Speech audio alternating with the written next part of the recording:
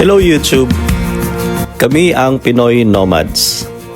We are Filipino-Canadian couple which currently lives in California with our dog Colleen. This channel is about our travel adventures together using our camper van named Kai. Samahan niyo po kami as we embark in this journey of alternative lifestyle. Let's navigate and explore the beauty and grandeur and the healing power of nature. Maraming salamat po and God bless everyone.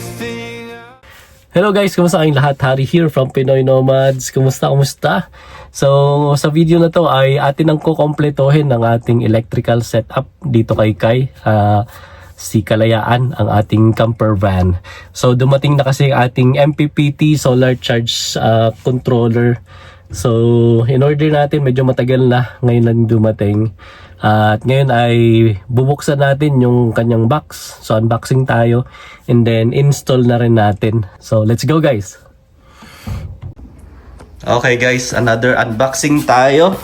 Ito na yung ating MPPT solar charger controller. Ito na yung kukumpleto guys ng ating electrical setup. So after nito, okay na. Wala na. So magastos din guys. Pero it's okay. So investment natin para sa ating camper van. Yan, si Kai. Alright, so buksan na natin.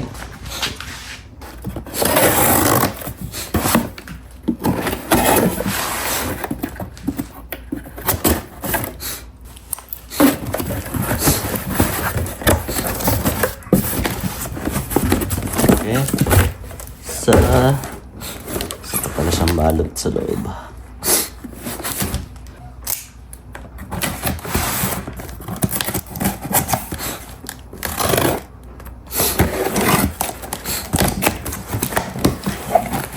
Okay, tatlong balot pala. Isa pa sa loob. Ito na yata yung huli.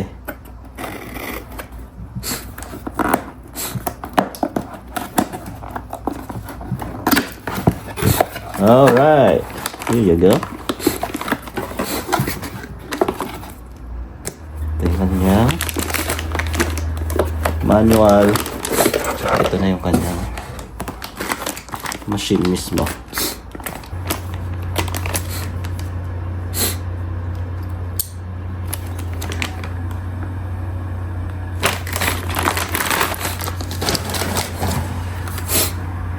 Alright.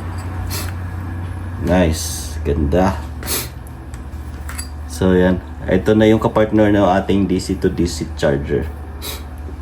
So, yeah. Ito na yung kukumpleto para hindi na tayo mangangamba sa ating kuryente.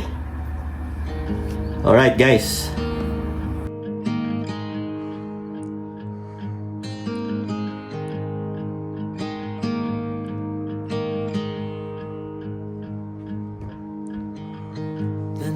The shadows of this quiet town, I see you there, your feathers on the ground. Your eyes are heavy with the weight of the world. What's in a life you never could afford? Even if you never flown before, you can take a chance and try once more. Don't let your worries weigh you down. You can take flight, although you're earthbound.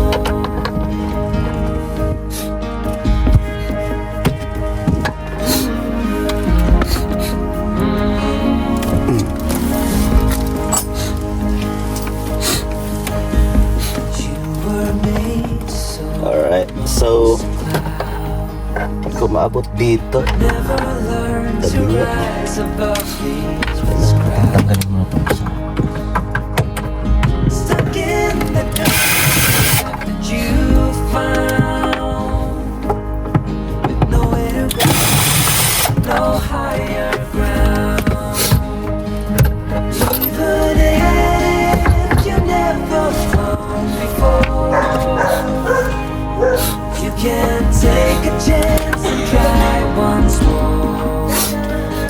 Mama, bye-bye. Yes, thank you. Love ya.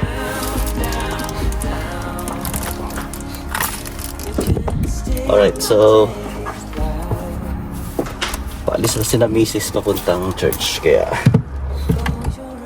nagbabay na siya. Ako ay hindi makakapunta sa church dahil masama ang pakilasa, guys. Dito na lang muna tayo kay Kai. Pahinga.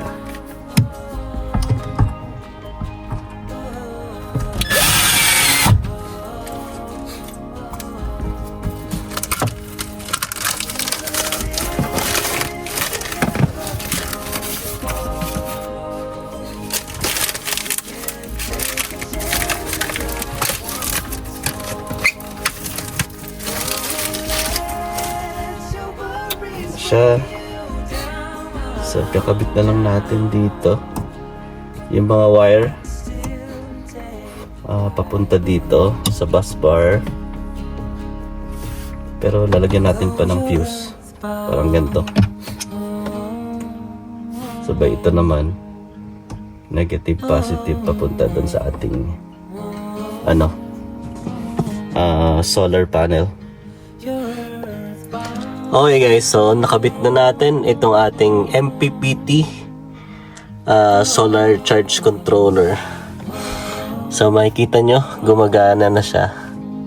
So ibig sabihin nagcha-charge na siya papunta dito sa ating battery. Itong dalawang lithium phosphate battery natin. So yun yung ating battery bank. So ang ginawa ko lang dito guys, so itong dalawang slot para sa positive negative papunta sa battery. So ito yan. So medyo magulo lang yung wire ko kasi hindi ko pa ito naayos actually. Lalagyan ko pa yan ng wire management na para hindi siya magulo tingnan. Pero pag naintindihan yung wiring, wala namang problem. So, yung negative, papunta dito sa ating negative, itong black bus bar. Yung positive naman, ito, papunta dyan sa positive bus bar. So, from the bus bar, meron siya ditong switch. Ito yung main switch ko para sa battery or battery isolator ko din yan. So, tapos, ito yung 250 watts na yun yung pinaka-fuse niya just in case mag-short circuit, so hindi masisira yung battery mo. Alright, so ito naman naka-parallel connection siya. So ibig sabihin pinag-connecta mo lang yung dalawang 12 volts para mag-double yung capacity niya. So bawat isa nito ay 100 amp hours na 12 volts. So magigisang 200. So, dodoblehin mo yung 1,000 to 80 watts hours. So, yun. So, itong solar, pag may araw, for example, ngayon may araw pa guys. So, maliwanag pa, although mga magsi-6 na, ay nagcha-charge siya. So, kaya meron siyang, although 100% na to, kaka-check ko lang. Kasi ang naka-under lang ngayon yung fridge natin. Yan, yung fridge. So, ino-on ko na siya 24/7 para matesting kung gaano kalakas yung kuryenteng nakukuha niya dito sa ating battery. Pero, basta, continuous na may araw, for example, today, ay, hindi na-drain tong battery natin. So very minimal yung consumption nung fridge. So tapos guys, kahit ito lang bastante na. Actually yung ko sa taas 100 watts lang yung ating solar panel. Yun yung dating solar panel ko pa lang na galing pa ng Canada. So hindi pa ako nag-upgrade kasi titistingan ko pa lang. Kasi ang mas halos double ano na ako eh. Sobra-sobra na yung power na pang charge ko. So meron na ako nitong MPPT solar charge controller, tapos pag nagda-drive naman, meron pa tayo ditong Orion TR Smart Victron din Energy non-isolated DC to DC charger. So meaning pag tumatakbo yung ating sasakyan, yung makina nakaandar, nagcha-charge din nito. So pero pag halimbawa ay puno na tong battery, nag-stop naman siya for in charging. So yun guys, itong PV na nakalagay dyan, so ito papuntang battery, di ba? So yung PV, ito naman yung papuntang, itong dalawang wire na to ay papunta naman to dun sa ating solar panel. So yung ginawa ko lang, yung positive, ginawa ko lang siyang nilagay ko dito sa circuit breaker. Itong dalawang to, pareho silang tag-iisa ng circuit breaker. Itong solar, papunta rito. So just in case ayaw kong gamitin yung solar, pwede mo lang tong tanggalin yung connection niya to the battery. So by pressing this one here. Yan. So yun. Nawala na dito. So hindi na nagcha-charge papunta dito sa battery. So ibig sabihin hindi na siya naka-connect sa battery. So kung gusto kong ibalik, so ano ko lang to. Yun. Mag-aano na rin siya ulit. Naka-connecta na siya ulit. So yun din. So 40 amps siya, parang circuit breaker. Just in case may mag-short circuit din, magti-trip din to, no? So hindi masisira yung battery mo. So yun guys. So same din dito sa DC to DC charger. Ito naman yung sa kanya. Pero siya naka-off siya ngayon kasi hindi naka-open yung hindi naka-open yung makina natin, so hindi umaandar. Ito lang solar yung nagcha-charge ngayon. Alright, so yung nagbi-blink na yan, Bluetooth yan. So pareho silang may Bluetooth eh. Saan ba yung isa dito? Ito tsaka to, pareho silang Bluetooth. So para sa magda-download ka lang ng Victron Energy app para makita mo yung level ng kung nagcha-charge siya, ilang amp or watts, at gaano ka pa yung pagkarga nila dito. Same din dito sa baterya. Smart edition kasi to. So may Bluetooth din. So para ma-check mo kung ano yung capacity ng laman at saka ng charging situation niya. So for example to 100% yung charge niya. Kaya matatansya mo kung ano yung usage sa kuryente mo. So yun guys, aside dyan, so ito meron din ako dito dalawang power inverter. So just in case gumamit ka ng mga katulad nitong electric fan na nagre-require ng 110 volts. Actually tatlo yung inverter ko pala, ito pa isa. So pero itong isa hindi ko pa kinakabit. So ito ay 400 watts. Ito 1,000 watts. Ito ay 2,000 watts. So depende sa needs. Ang nakahook pala ngayon itong 1,000 watts guys. Ito yung kanyang fuse box. Papunta siya dito sa positive bus bar. Tapos papunta rin dito sa battery. Tapos itong fuse box na to papunta naman sa mga 12 volts na mga appliances natin. For example, yung fridge, yung outlet, USB outlet, tsaka ito diesel heater. Naka-connect din yan dyan guys sa na to, sa fuse box na to. So may mga fuse yan sa dyan. Hindi ko alam kung makita nyo. Yan yung mga kulay blue. 15 amps. Bawat connection. Alright, so halos hindi mo na kailangan ng ano ngayon. Kasi hindi na masyadong malamig sa morning na lang. Pero yan no.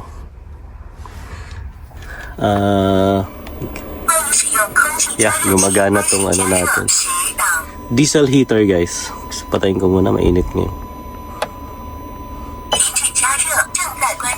So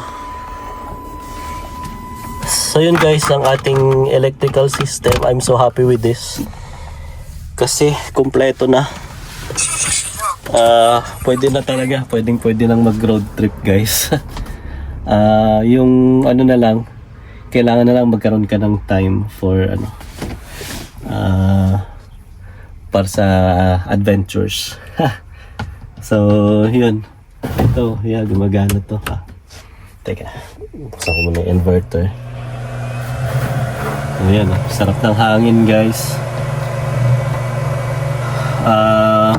Magta-try akong ilagay dito yung ano, yung TV tsaka yung PlayStation 4 na pinaglumaan ng anak ko. So tatry ko kung kakayanin ng battery guys mag-game dito. So yun, para meron tayong panooran ng movie o kaya mag-music or mag-game. So tetestingin natin kung kakayanin. So yung fridge na yon, kayang-kaya guys. Halos hindi nagagalaw yung ano, hindi nagagalaw yung kanyang battery. Alright. By the way, yung ano natin, ito lang yung ating solar for now. Mag-isang 100 watts solar panel natin. Yeah. Tapos to, bagong kabit ko pala to by the way guys. Itong wall na to, so para hindi makita dito sa loob. Tapos ano na lang dyan, cortina. So yun, may cortina tayo dito. So pagkagabi, pero papalitan ko pa to ng blackout curtain kasi yung liwanag dito sa loob kita pa rin sa labas. Pero yeah, maliit na bagay na lang to guys. Alright, so yun yung ating update sa ating electrical system. So yeah, yeah, itong ating touch. Oops. Yeah, ilaw natin. Gumagana na yung lahat. Alright guys, unti-unti nang nabubuo yung ating pangarap na van. Maganda na siya kahit paano. DIY lang, so tiyaga-tiyaga. Thank you so much for watching guys. Bye. God bless everyone. You are faithful, faithful through all things. You are faithful, faithful through all things. You are with us, we are not alone.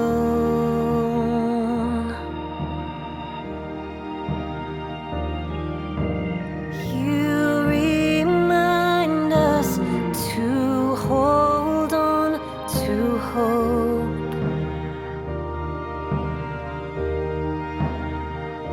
When we are lost in pain, we cry